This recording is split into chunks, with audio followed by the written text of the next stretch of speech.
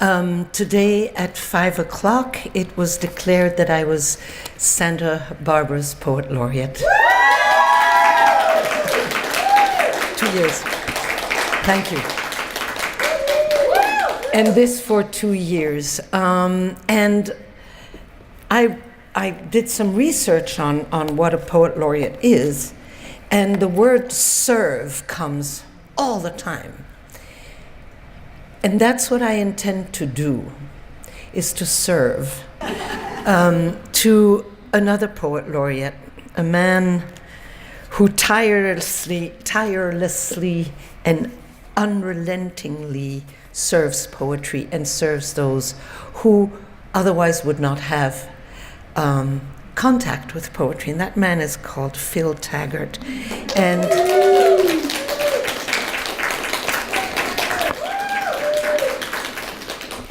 And I love him this much, with all my heart. And I'm going to read one of his poems, if you don't mind.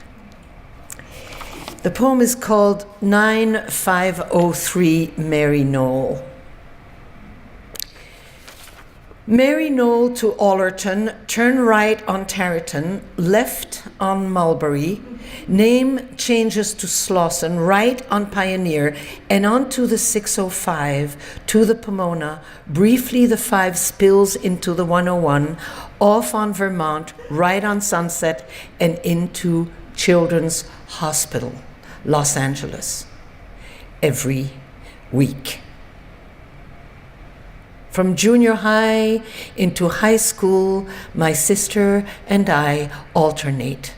She with dad, me with mom. The power divide, dark secrets entwined in our family. We are not happy. Janet, our sister, the youngest, is dying. Leukemia. Somewhere en route in the car, in my 14-year-old arms, she died. I carried her in as I had time and time before. Instead of sending me to the waiting room with the others, waiting, I was sequestered, alone, in a room. They didn't think I knew. I knew. Mom was somewhere signing Janet's body away. An hour alone. Relief. And in that absolution, I was smothered. We drove home. No one cried. No one spoke of her. Our house dense with guilt. I was lucky. She died in my arms. I felt her serenity as she left her body. Chemo ravaged, hair gone, pin-cushioned for a maybe cure tomorrow. She was 6 years old, just out of kindergarten. Mary Knoll to Allerton, turn right on Tarryton, left on Mulberry, name changes to Slauson, right on Pioneer and on to the 605, to the Pomona, briefly the 5 spills into the 101, off on Vermont, right on Sunset and into Children's Hospital, Los Angeles, every week.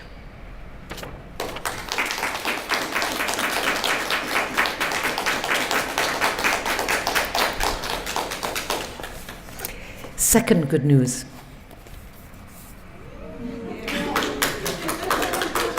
Her new book is out. Marcia de la O, my friend. I was lucky enough to... She showed me her manuscript when it wasn't a book yet. And I loved it. And I've been thinking about it a lot. Marcia and I have a lot in common. Alas, the majority of the lot isn't very nice, but it's in common anyway. Here's a poem from that book. Rough Innocence. Young pine, 20 feet tall, too close to a mature sycamore, spindly little pine, rough innocence and augury, too close to the smooth model trunk, the graceful arms. 5 years of drought, and your lower branch is almost bare. A few fountains of sallow and rust, and still you reach, bending your nature, bending near the tip, above the sycamore limb. This morning, great-bellied clouds drift against the mountains, caravels of light and shadow. Early December, 4 days after rain, early bouquets of needle green rise out of gray. 100 feet away, San Isidro Creek slides into being, darkens its boulders, rushing off, going where water goes. My palm against your knobbed trunk. Here you are, little survivor.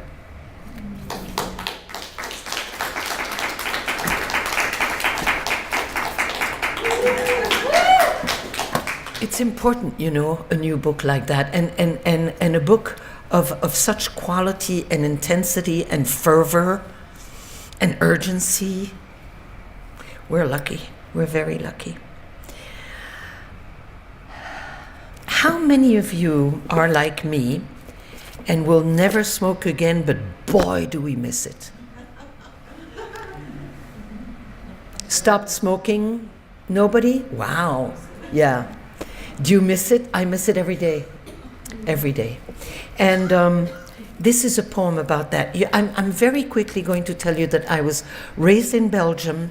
I was put in a nunnery when I was almost 4 years old and stayed there until I was 17 and escaped and ran away. However, a few times a year, my parents would pick me up from the nunnery, dress me up, bring me to a wedding, a funeral, or a baptême. How do you say a baptême?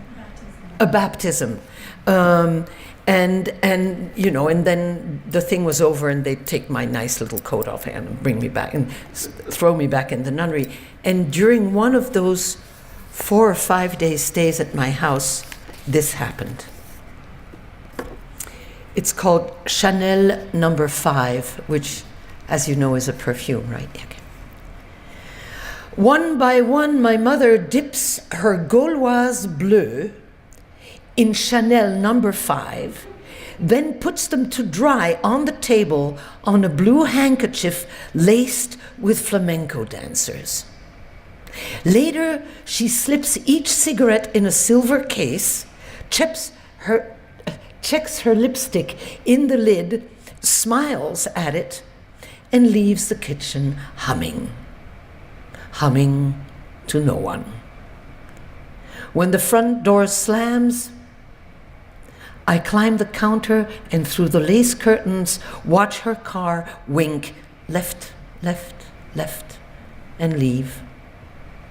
At dawn, before my parents wake, I run to the garage at the far end of their garden, the cold, sharp, and gray like the gravel under my feet. I open the heavy wooden door. A Dutch bicycle hangs from the ceiling. Crates of onions and leeks and potatoes sprout against dank brick.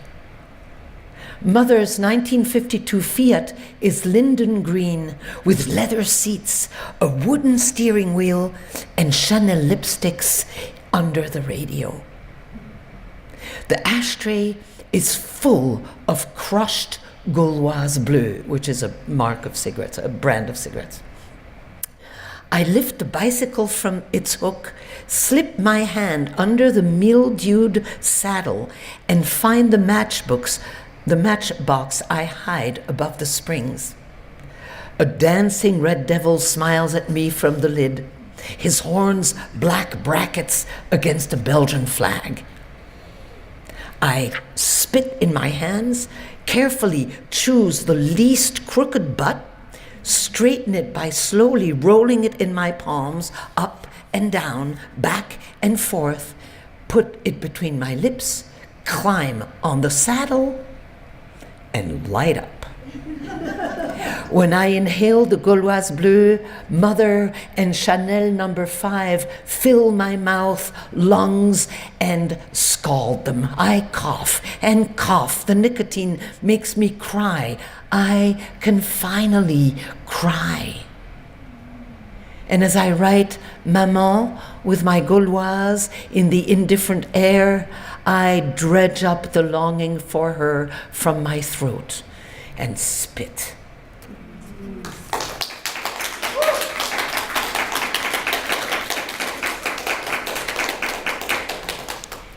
And this is about discovering rhyme in the nunnery where I was. The problem is that I was not baptized because my parents weren't religious. They just wanted me gone, and that nunnery did the job, right?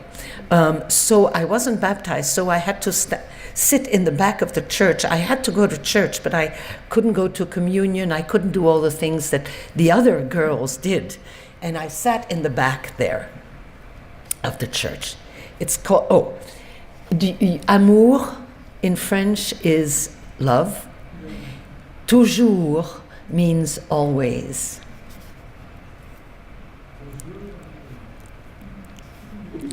They came cheap, the little petite punition. Okay, petite punition is small punishments.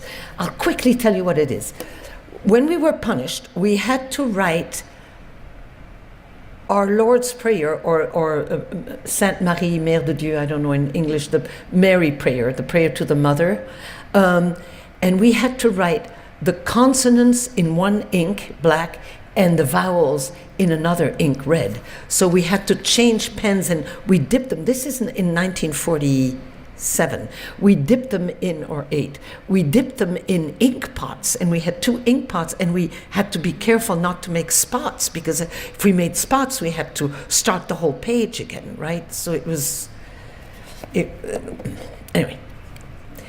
They came cheap, the petite punition the nuns flung at us for minor sins, dyslexic signs of the cross, missed confessions, whispers during silence, and punishment fell.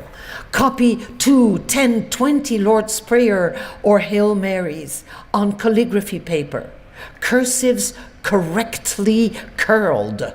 Capitals cling to margins, black ink for consonants, vowels in red.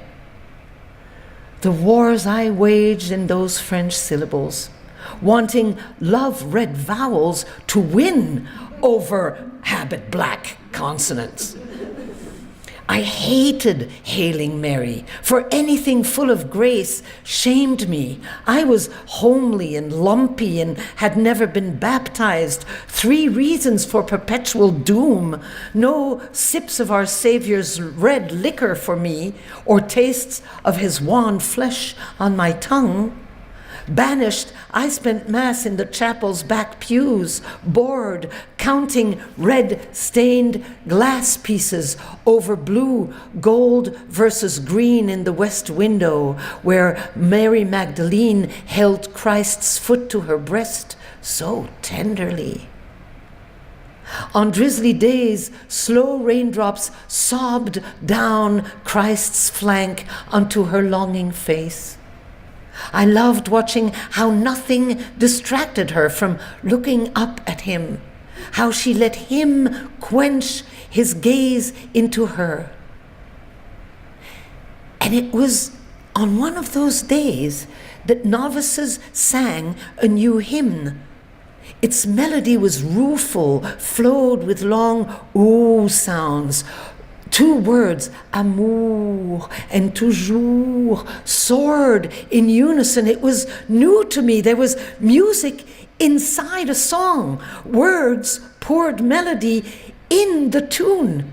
They swooned in harmony like Christ and Mary Magdalene. I hadn't heard this so achingly before. After that day, I slipped rhymes in each line of my small punishments. Hail, frail Mary, blessed art thou now. The sounds crimson with amour and rhyme to be my song pour toujours.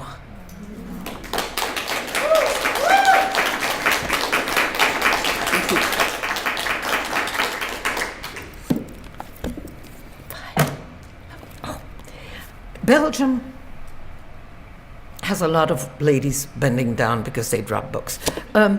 Belgium is divided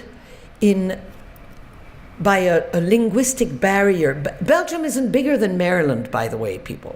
You know, it's this tiny little country, and the south of Belgium speaks French, and the north of Belgium speaks Flemish, which is a dialect of Dutch, right? It's tiny. So if you drive from here to Santa Barbara, you have to change languages, right? So you have to speak 3, 4, 5 languages if you live in Belgium. And so all this to say that I also speak Flemish, which is actually my favorite song, the language of my heart. And I'm going to read you a poem about Flemish. It's called Loving You in Flemish.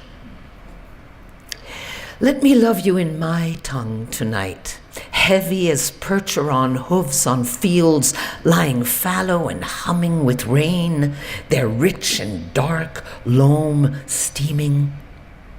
I know words lazy as canals gliding among willows and yews, green as Memling's velvets or Bruegel's mossy farm roofs. Angry clappers on belfry bronze or moaning tugboat sirens, Flemish undulates like dunes or glistens with the spume of granite piers in Ostend, which is a little town. I know the lingo of the blue Antwerp alleys where women learn lust from the sea. They're too hungry for one sailor only. Let me love you with words they utter there and only there, words the many-tongued whores whisper. Listen. Kom mee onze nacht in Antwerpen verdwalen. Mocht de klank van de stroot en asiel amoureus al had ik geen geld om plezier te betalen, ik zijn goed vragen. Heel goed en genereus. Onder de glans van de manestralen wordt heel onze wereld een nauwelijks bed. Kom mee naar bordelen, vol mannen en matrozen. Vergeet our naam en al de rest.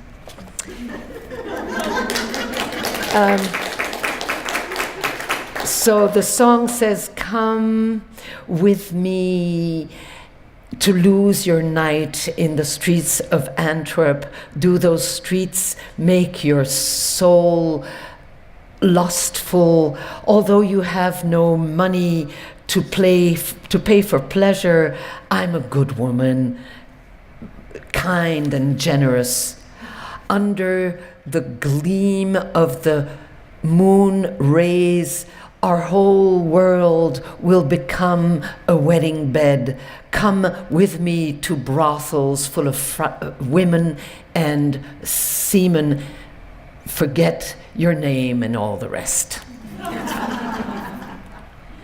Okay. 6. Oh. I don't know. Okay. My husband, the late poet Kurt Brown, and I translated a book of Flemish poetry into English. And I'm going to read a poem that we translated because it is time to, for a few seconds in this reading, remind us that we, how am I going to say this tactfully without using the F word?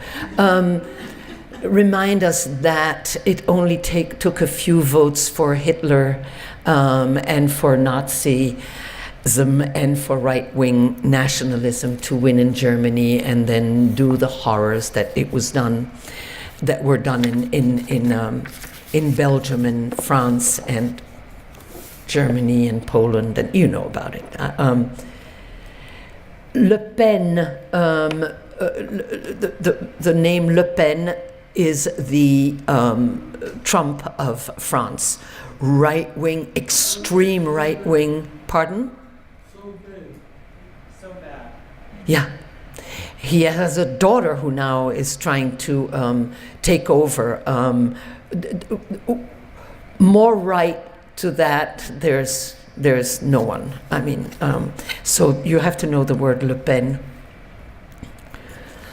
I'm not going to read the whole. I have to tell you something about this poem. But anyway, I'm going to read just a few lines. But there's an image in that poem, and I think it's one of the 3 or 4 similes. A simile is to compare something with something else. It's one of the 3 or 4 similes that I'm so jealous of. I'm so pissed that he wrote it, because I would have done it. Had he given me 5 more years, I would have found that. But, I mean, and it is, he, and I can translate it, he says, the gulls dish rag the sky. And it's so true, right? They look like dirty dish rags, and they just dish rag the sky. I could have killed him. Anyway, so I'm going to read that one line in Flemish, and then I'll read the poem in English. It's not very long.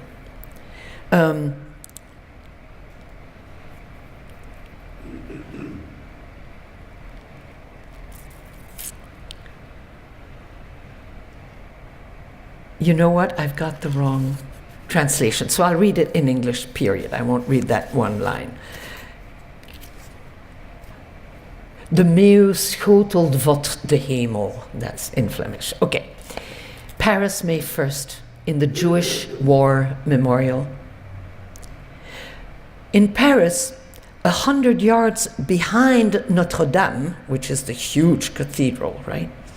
A set of stairs descends into a strange underground chamber. Down there, a concrete wall, and in that gap, a tomb, and you can enter there if you want to know how it feels to be dead with 6 million others. You peer down a narrow hall, 2 mosaic walls, each 50 yards long. Each facet of each mosaic is an ode, a body. 6 million facets. If it took each 10 minutes to die, you'd have a century. This one. And up there it rains, wind displaces gray, a gull dish rags the sky, loses itself over the Seine.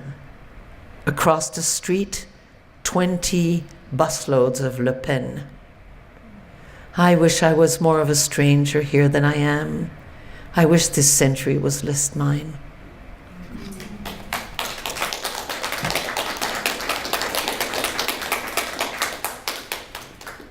This is my husband, the late poet Kurt Brown. I'm going to read a poem of his called Love Poem. Once, my poor distracted wife put her bra into the freezer, where I found it in the morning stiff with frost. And once, she put rice into the bottom of my cup of tea, mistaking it for sugar, the rice that is, thinking it would sweeten the cloudy brown dregs, then handed it to me with a smile. And once, wearing only her nightgown and my laced-up hiking boots, she stepped daintily out into the snow behind our house and waded through 3-foot drifts like a bride lifting the hem of her skirt. A memory clearer to me than our own wedding. Sometimes love is not that serious, and what we love is joy, and the love joy brings. Though even that is too complicated for what I feel when I recall her standing in her garden in muddy overalls, hands encased in thick gloves, rubber boots up to her knees, a trowel or mulching fork in one of her hands. Because love isn't always formal either, decked out in evening gowns or carrying an expensive handbag and wearing a string of pearls.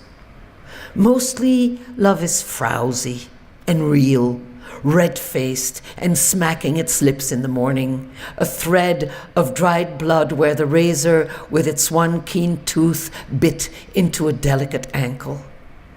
Love is there every day. The smell of cooking in its hair, lips chaffed in the first frost, argumentative and cross, crying at nothing, then laughing hysterically at its own joke or yours as it trudges through snow or fishes a bra out of a freezer where it had hibernated overnight. Seriously.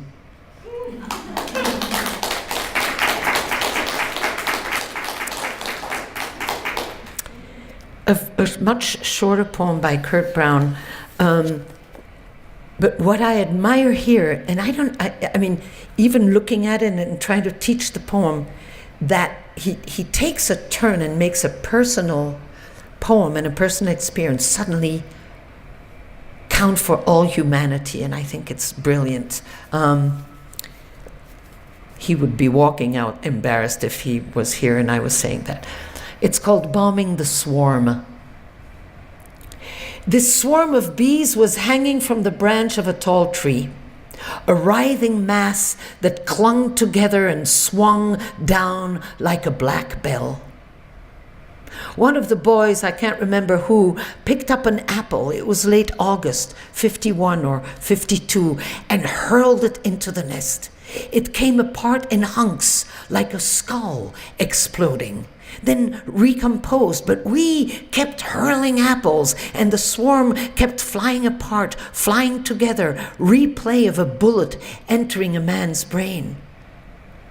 Looking back, I realized we couldn't stop. Neither could the bees. We had this frenzy. That's when I learned how dangerous I was. So that now, when I walk in a field, my shadow makes crickets hush and birds fly away in alarm. Beautiful.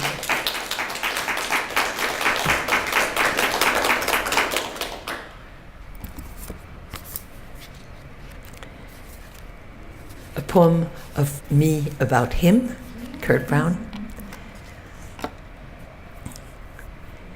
This longing for him, the choke in my throat again. Enough, enough. I throw a coat over my shoulders, close the door behind me softly, as if afraid to wake another ache, another dawn. It'll seep into the sky behind the palms. Fists in my pockets, I head east into this street of bungalows as if I belonged here, among the 100 windows lit one by one, among the first joggers and their dogs, past garages yawning out cars into the noisy business of day. This longing again for him who last June did not wait for light, turned his face away from the window and quietly entered silence.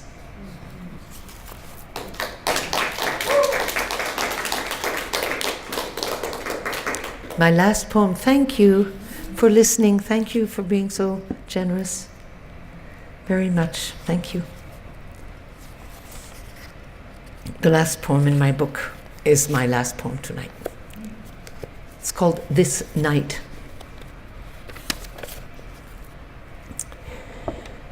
It wouldn't take much on a night like this to walk into it and wear it, be cloaked with it, disappear into it, the stars barely visible above the oil rigs off the coast, aglow like phantom ships. Instead, you pick up the old cat who brushes against the rosemary.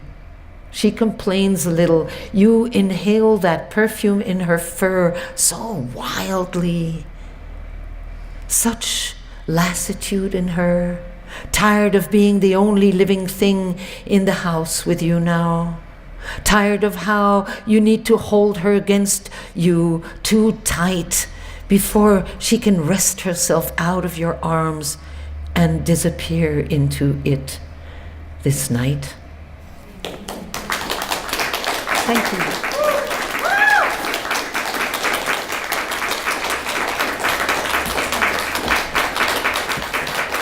Thank you very much.